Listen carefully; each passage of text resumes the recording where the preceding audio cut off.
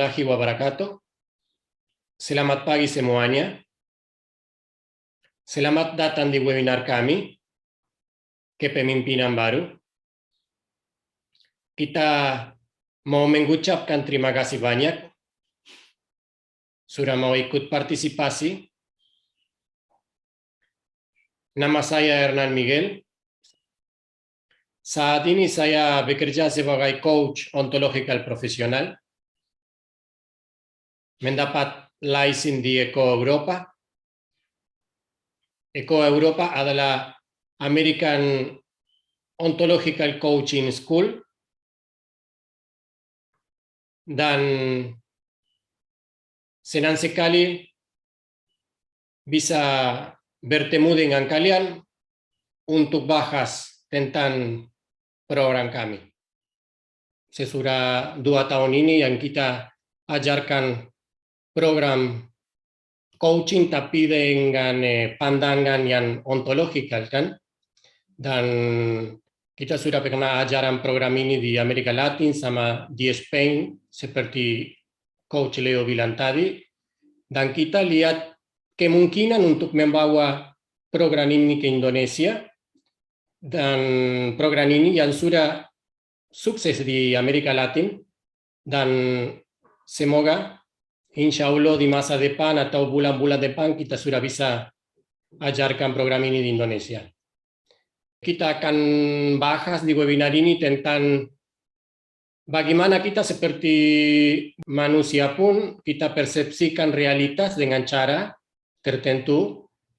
Kita akan bicara sedikit tentang teori pengamat, tentang paradigma-paradigma yang ada di sekitar coaching saat ini. Kita juga ada bahas sedikit tentang bagaimana cara kita bisa membangun atau bagaimana kita bisa desain kepemimpinan untuk mendapat tim yang efisien. Kita akan selesai presentasi dengan kita punya usul dari ontological coaching. Dan akan jelasin juga sedikit tentang metode ADN yang kita mau bawa ke Indonesia. Nah, mari kita mulai. Mungkin ada orang yang bilang itu kepemimpinan adalah cara untuk pengaruh orang lain. Enggak juga itu. Semua kepemimpinan mulai dari kita sendiri. Jadi kepemimpinan pribadi yang kita harus diperhatikan dulu. Kita bicara sedikit tentang ini. Jadi generasi baru membutuhkan pemimpin baru untuk menghadapi keadaan baru, konteks baru, tantangan baru, tujuan baru, hasil juga baru. Jadi kita menghadapi setiap tantangan dengan tingkat kesadaran saat ini dan alat yang kita punya pada saat intervensi dalam setiap situasi. Jadi kalau kita bicara tentang pemimpin yang baru, salah satu hal yang kita mau jelaskan ke semua adalah bagaimana kita bisa cari atau bawa lebih kesadaran ke dalam kepemimpinan kita. Kita bicara sedikit tentang ini. Jadi pada saat ini di bidang olahraga dan bisnis ada banyak pembicaraan tentang kepemimpinan. Ada pembicaraan tentang pentingnya peran pemimpin di dalam tim olahraga, di perusahaan, dan berbagai bidang dan tim kerja mereka. Juga ada pembicaraan tentang pentingnya kepemimpinan pribadi. Jadi pentingnya itu adalah menjalankan kepemimpinan yang efektif, yang memungkinkan kita untuk kita bisa mendapat yang terbaik dari kita sendiri dari yang terbaik dari atlet kita, juga yang terbaik dari tim kita. Jadi dari pembicaraan ini ada pandangan yang berbeda tentang jenis kepemimpinan. Seperti saya bilang tadi, satu hal juga yang tidak dibicarakan adalah bagaimana kita bisa menyesuaikan kepemimpinan kita dengan setiap atlet, dengan setiap tim, dan yang penting juga gimana kita bisa menyesuaikan dengan setiap keadaan yang kita hadapi. Kalau menurut definisi, itu kepemimpinan adalah kapasitas untuk mempengaruhi atlet, kelompok, atau tim. Untuk menyelaraskan tindakan tim menuju ke tujuannya. Yaitu kemampuan untuk mempengaruhi dan meyakinkan bahwa jalan yang ditunjuk sama pemimpin itu adalah jalan yang paling kondusif.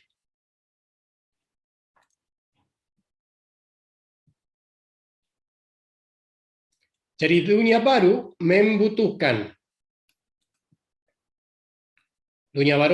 atlet baru, pelatih baru, asisten baru, pengurus tim baru, gaya kepemimpinan dengan alat baru. Nah, seperti kita bicara tadi, mempertimbangkan bahwa kita saat ini hidup di dunia yang berubah. Dan perubahan ini semakin mendadak, semakin konstan. Oleh karena itu, kita sebagai pemimpin harus memasukkan gagasan, memasukkan ide. Membutuhkan terus-menerus meninjau kepemimpinan kita. Kita harus menghargai setiap situasi, bersikap fleksibel untuk, seperti tadi bilang, menyesuaikan kepemimpinan kita dengan setiap keadaan. Kita dapat ini dengan kemasukan kompetensi, dengan masukan keterampilan yang generik maupun matristik, yaitu dengan memasukkan alat-alat coaching yang dinamis, yang memungkinkan kita untuk hadapi perubahan yang saya tadi bicara dengan cara yang paling efektif.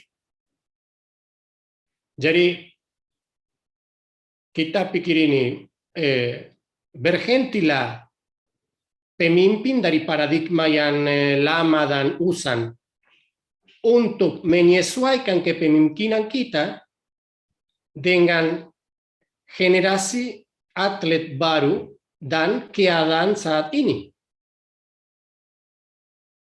Jadi, bagaimana kita bisa mempengaruhi atlet saat ini dengan cara yang paling efisien? Kita bicara atlet baru dengan keyakinan baru, dengan kebutuhan baru, dengan minat baru, dengan motivasi yang baru. Atlet yang dengan cara berpikir dan bertindak jauh berbeda dari cara kita yang zamanan dulu.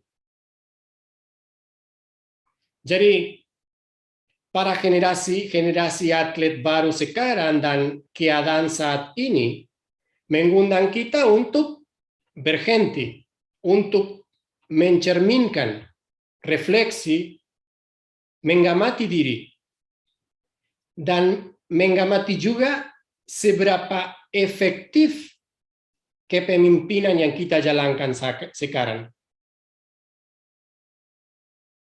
Jadi, ontological coaching mengajarkan kita bahwa hasil adalah parameter untuk memvalidasi tindakan yang kita lakukan.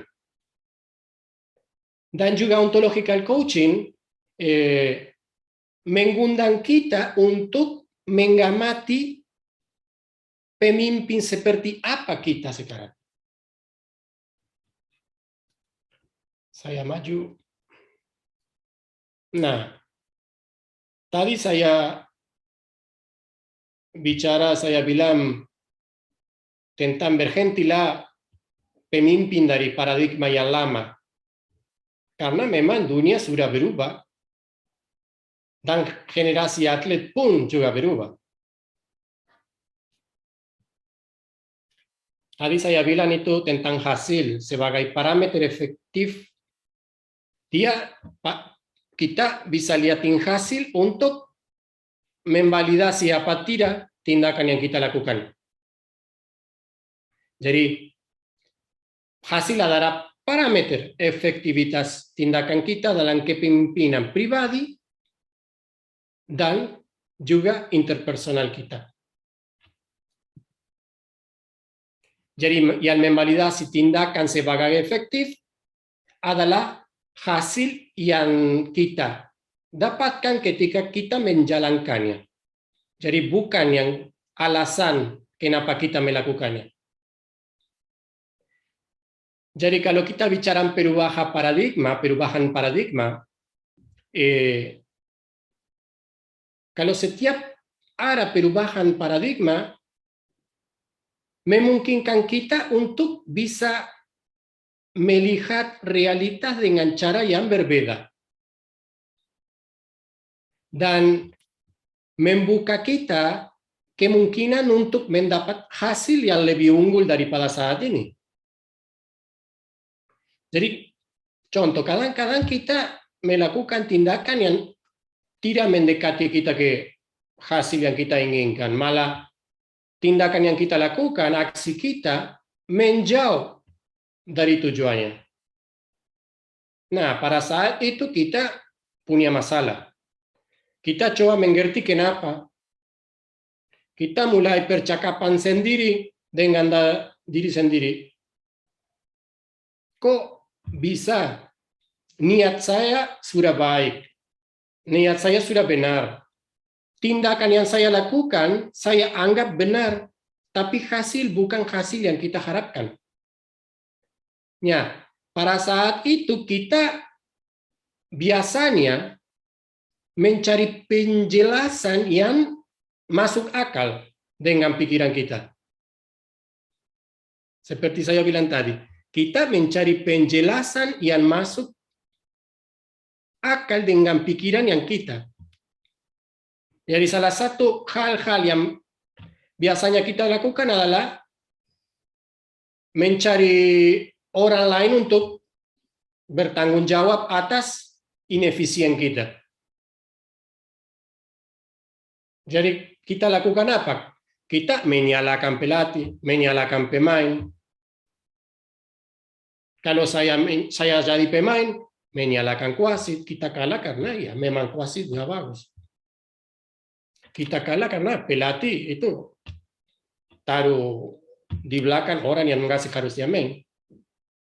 Kadang-kadang saya menyalahkan pengurus, kita menyalahkan dokter, asisten, siapapun kita menyalahkan untuk mencari penjelasan yang masuk akal dengan pikiran kita.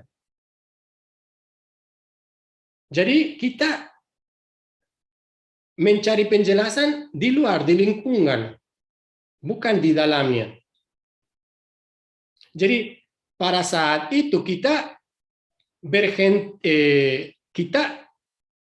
menghilang kesempatan besar untuk mengamati diri, untuk mencerminkan, untuk mengamati kepemimpinan kita yang terkait dengan hasil yang kita dapat. Jadi kita hilang kesempatan untuk melihat tanggung jawab kita atas hasil yang kita dapat.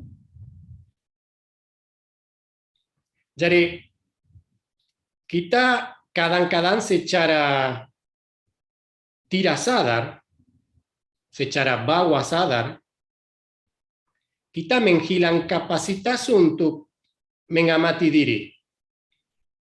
Jadi kita ada di dalam sirkuit otomatis melakukan tindakan dan nggak ada waktu untuk mencerminkan, untuk mengamati diri.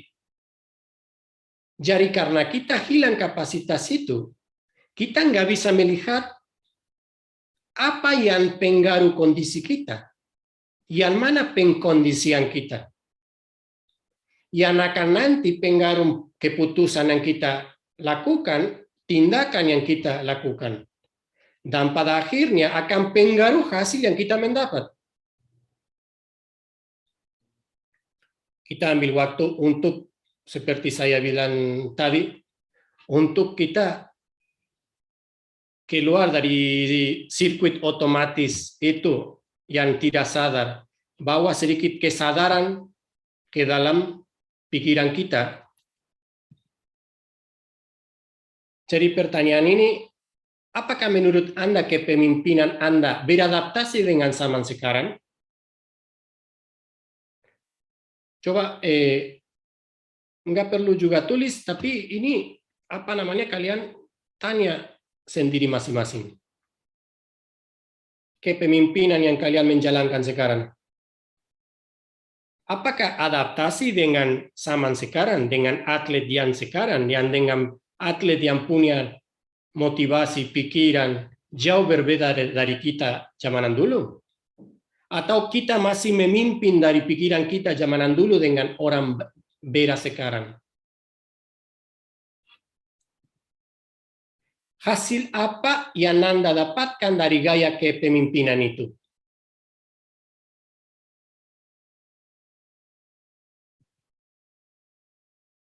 Apakah gaya kepemimpinan Anda membantu mencapai hasil yang diinginkan yang belum Anda capai?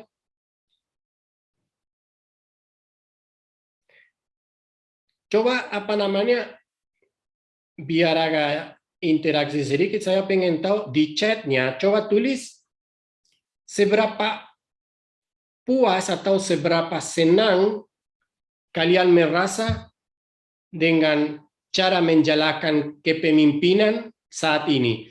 Kepemimpinan walaupun nggak jadi pelatih, bukan pelatih sekarang, tapi mungkin jangan lupa itu kepemimpinan bisa interpersonal atau personal. Jadi yang nggak sedang pegang tim sekarang, mungkin apa namanya, ambil dari kepemimpinan yang pribadi. Seberapa puas kalian dengan kepemimpinan saat ini? Bisa tulis di chat. 5.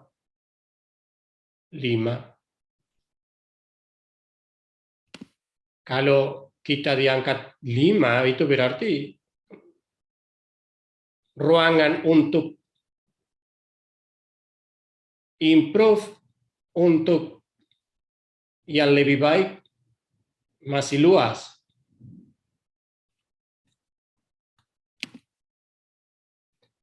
Jadi gaya kepemimpinan saat ini berfungsi untuk hasil yang kita dapat saat ini. Hasil yang luar biasa membutuhkan kepemimpinan yang luar biasa. Jadi kalau kita sebagai pemimpin mencari hasil yang luar biasa, kepemimpinan kita harus juga sesuai. Jadi kita harus menyesuaikan cara kita dengan apa yang mau.